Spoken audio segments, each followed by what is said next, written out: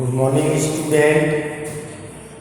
हम लोग आपको प्रोबेबिलिटी कर रहे थे और मैंने कल की वीडियो में आपको बताया था कि आज हम लोग बहुत ही most important chapter Bayes theorem से जो प्रोबेबिलिटी निकाली जाती है उसके संबंध में मैंने कहा था आज की वीडियो बहुत ही ज़्यादा इम्पोर्टेंट है और इसके कुछ सम्स आपको कराएंगे बेस थ्योरम के, जो कि आपके इसलिए और ज़्यादा मोस्ट इम्पोर्टेंट है क्योंकि हर साल इसका एक क्वेश्चन बोर्ड में सीबीएसई बोर्ड में आपका 4 मार्क्स या 6 मार्क्स का 100% आता है। मोस्टली क्वेश्चन 98%, 95% आपका एनसीईआरटी से ही आ जाता है। आपका ये बेस थ्योरम बहुत ही इम्पोर्टेंट है। देखिए बेस थ्योरम में क्या चीज़ है, किस तरीके से हम लोग इसको करते हैं, इसका फॉर्मूला जो है मैं आपको क्वेश्चन में ही नोट करके दिखाऊंगा कि पहले नंबर पर बेस थ्योरम, क्वेश्चन से ही आपको बेस थ्योरम समझाऊंगा। तो बेस थ्योरम से डिपेंड होकर आपके जो भी क्वेश्चन हैं, जो वीडियोज हैं, आप लोग देखना, कई प्रोबेबिलिटियाँ हम लोग बेस थ्योरम से निकाल लेंगे। तो कई इम्पोर्टेंट चीज़ होती है बेस थ्योरम, जिसके बारे में आपको बता रहा हूँ, इसे आप ध्यान से देखें। देखिए बेस थ्योरम,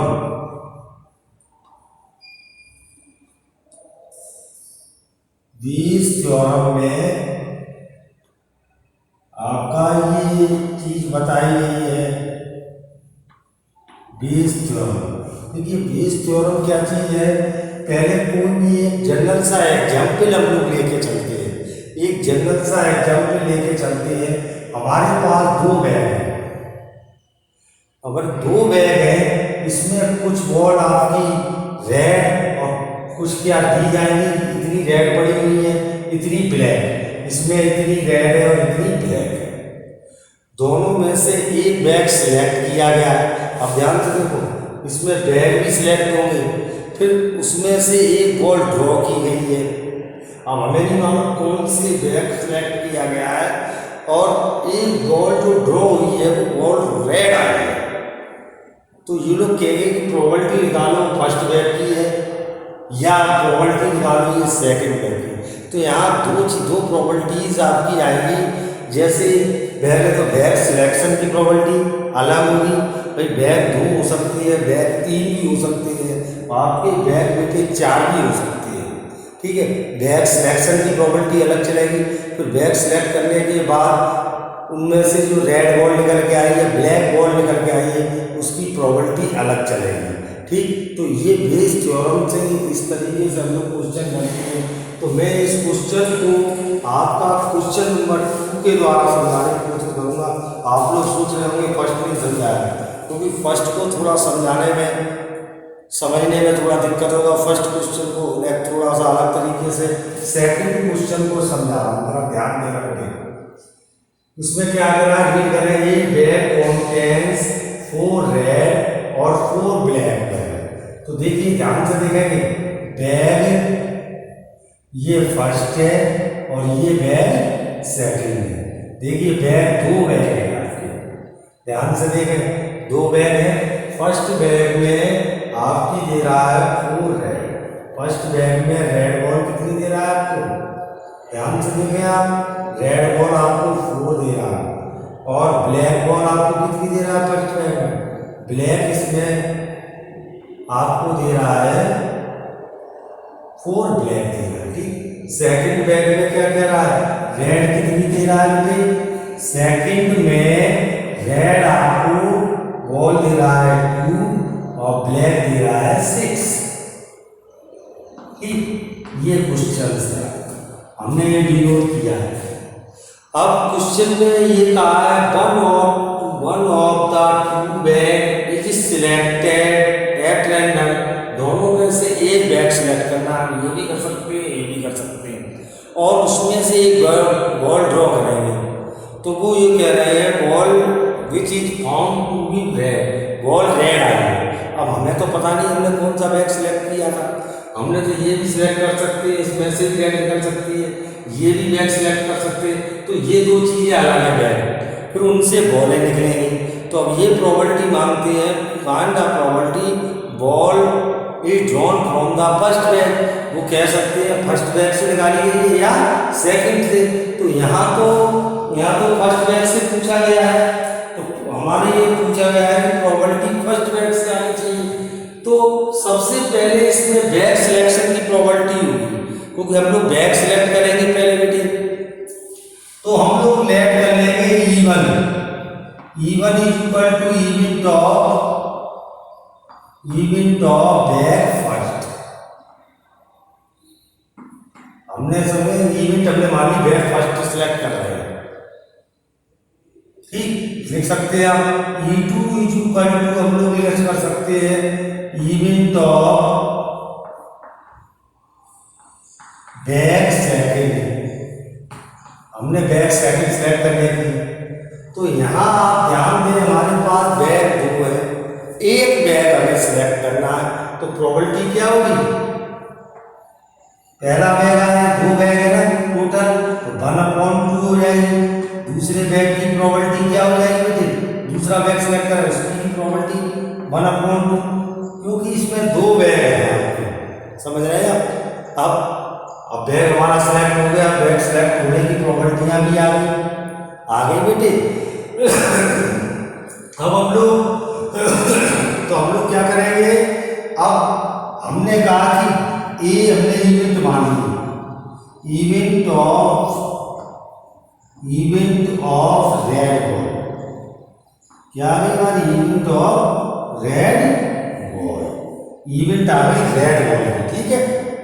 अब पहले वाले बैग से रेड आए, पहले वाले बैग से रेड बॉल आए, तो रेड बॉल आए और बैग कौन सा होना चाहिए, फर्स्ट। इस तरीके से देंगे, यानी कि PA/E1 का डिनोट करने का तरीका क्या हो गया, यानी रेड बॉल आए, बैग कौन सा होना चाहिए, फर्स्ट।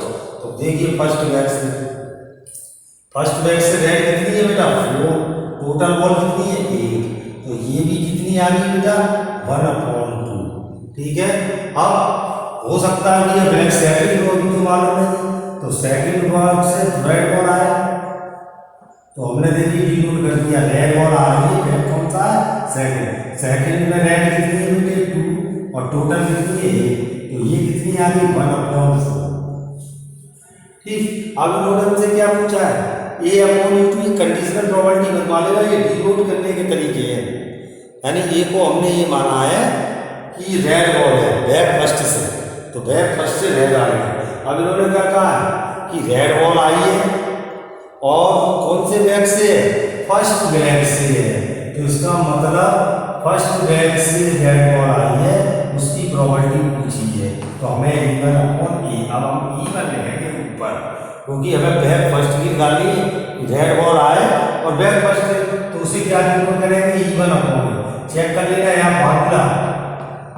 फार्मूला देख लेना, इसी तरीके से फार्मूला लिखूंगा, E1/A का फार्मूला लिखूंगा। तो E1 का मतलब हो गया जो भी आपकी है पहला बैग सेलेक्ट करने की इंटू पहले बैग से रेड बॉल निकलने की प्रॉपर्टी, पहले बैग से रेड बॉल निकलने की प्रॉपर्टी, ठीक। फार्मूला लिखा ध्यान से देखना।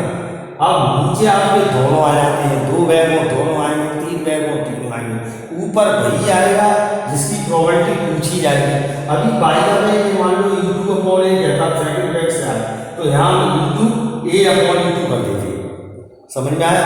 नीचे दोनों आ जाती हैं, दोनों का मतलब पहला वाला बैग E1 इंटू PA/E1 और प्लस PE2 इंटू PA/E2। नीचे दोनों 3 होंगे, तीनों आ जाएंगे, ऊपर वही आएंगे जिसकी प्रॉपर्टी पूछी गई होगी। ऊपर पूछी गई थी कि पहले बैग से आ जाएगा, प्रॉपर्टी निकालो, बैग फर्स्ट उठा देंगे, तो E1/A निकालना है, ऊपर PE1 यानी बैग सेलेक्ट करने की प्रॉपर्टी और पहले बैग से रेड बॉल निकलने की प्रॉपर्टी, ऊपर केवल यही आएगा। अगर भाई साहब ने कहा था बैग सेकंड से आए, तो बैग सेकंड से E2/A होता, तो यहाँ E2 PA/E2 हो जाता। केवल इतना फार्मूला चेंज होता है, नीचे जितनी कंडीशन होती है टोटल आती है, पहला बैग और पहले बैग से बैग निकल लेंगे, दूसरा बैग दूसरे बैग से बैग निकल लेंगे प्लस, ठीक है। तो ये फार्मूले में भी चेंज हो सकता है। तो हम लोग उस कैलकुलेशन को करेंगे। P1 आप जानते हैं 1/2 निकाला था, इंटू आपने PA/E1 क्या निकाला था, A/E1 ये आया था 1/2, यही आया अपॉन, नीचे आपका लिख देंगे P1/2 1/2 प्लस E2 की हमारी 1/2 है बेटा, और PA/E2 कितना निकाला था हमने 1/4, ठीक। ये दोनों चीजें लिखी तो हमारा आ गया 1/4 अपॉन में 1/4 प्लस 1/8, ठीक बेटे। अब आप कैलकुलेशन करेंगे 1/4 और आपने एलसीएम दिया 8, तो 4 पूरा 8 बन जा 8, तो आपका आ गया 1/4 और 3/8। आपका ये चीज इस तरीके से अब लेके आए तो 8/12, 4 पूरा 8 4 3 12, तो दूसरे बैग फर्स्ट बैग से बैग और निकलने की प्रोबेबिलिटी आपकी आ गई 2/3। चेक कर लीजिए आप लोग क्वेश्चन को किस तरीके से हमने क्वेश्चन को किया है, इसी तरीके से फार्मूला लिखेंगे। अब क्वेश्चन की लैंग्वेज आपकी चेंज हो सकती है, समझ में आया। इस वाले को एक सिंपल सा एग्जाम्पल दिया था, एग्जाम्पल का वो एक्सरसाइज का ही दिया था, एक सिंपल सा। फर्स्ट अभी मैंने इसलिए नहीं दिया, फर्स्ट से थोड़ा मैं क्लियर नहीं कर पाता, आपको क्लियर करना जरूरी है।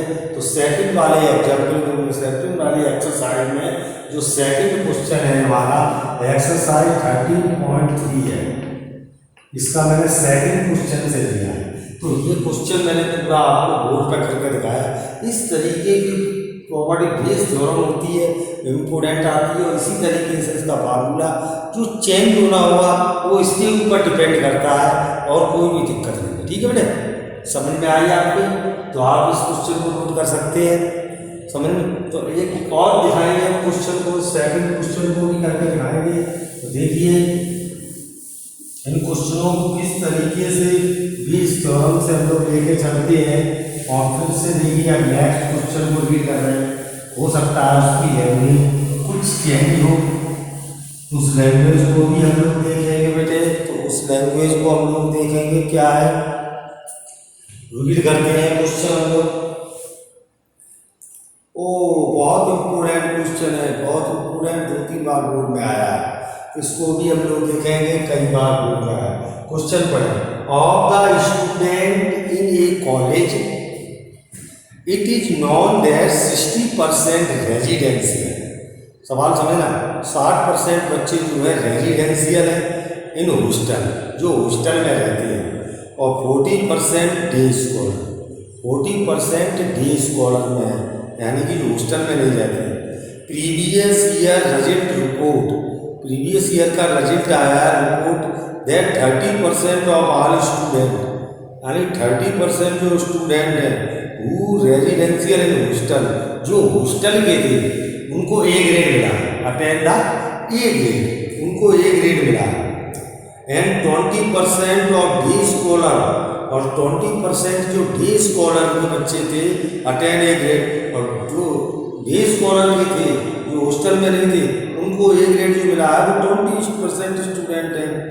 At the end of year 1 student chosen at random, एक स्टूडेंट हमको चूज करना है from the college A grade का। वो स्टूडेंट कैसा होना चाहिए, ए ग्रेड का।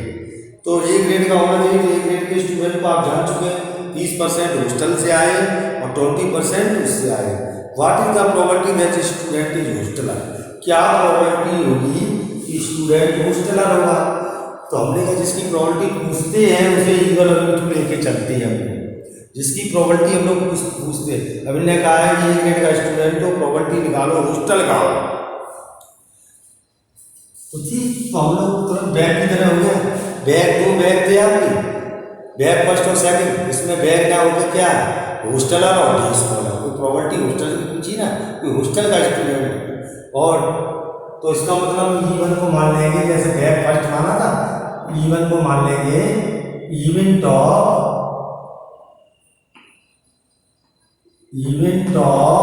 A student, event of a student and hosteller, hosteller, ठीक है। देखो चेक कर लो,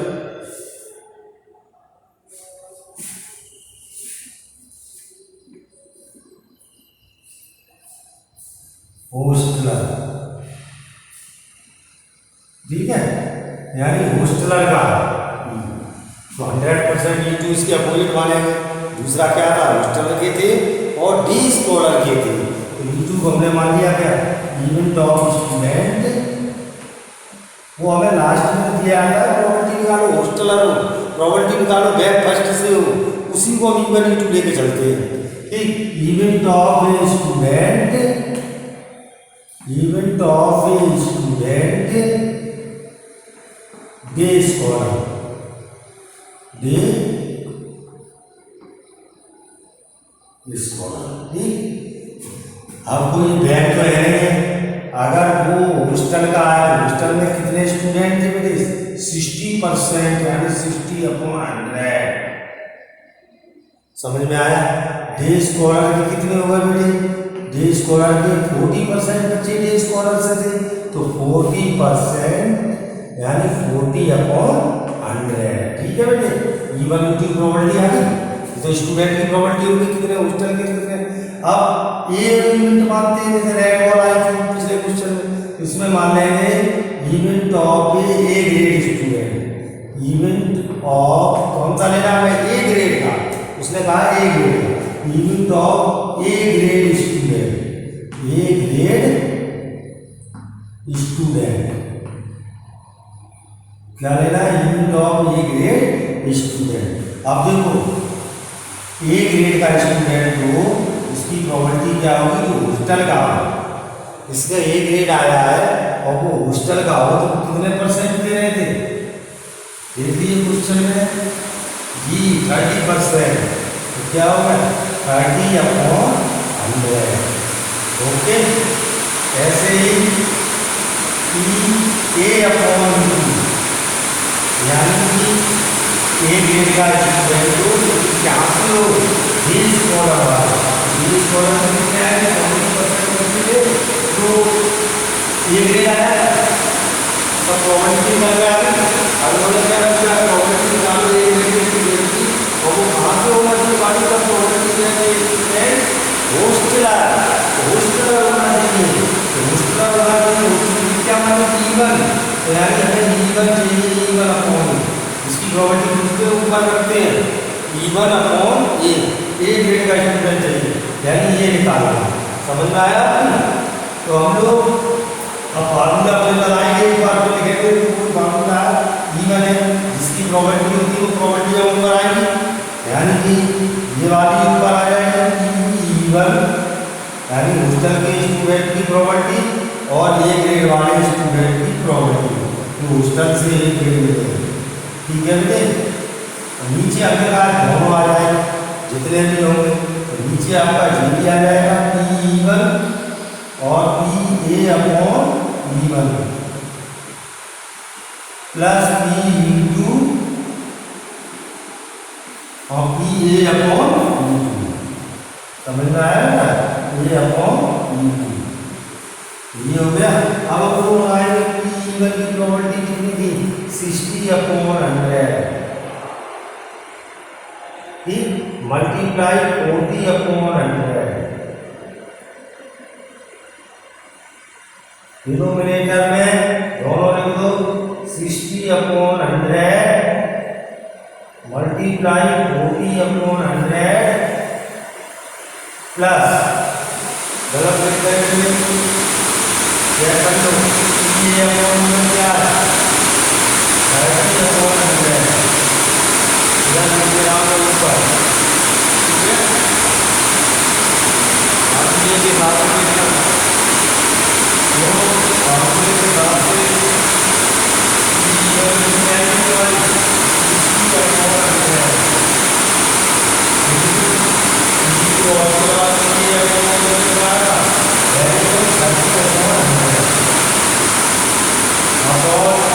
दोनों आएंगे 60/100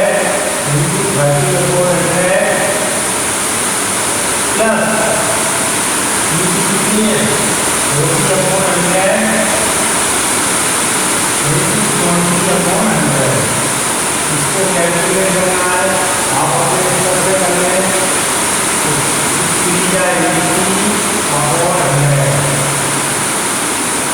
ठीक, यहाँ भी एक जीरो कैंसिल हो जाएंगे तो 18/100, ठीक है जी।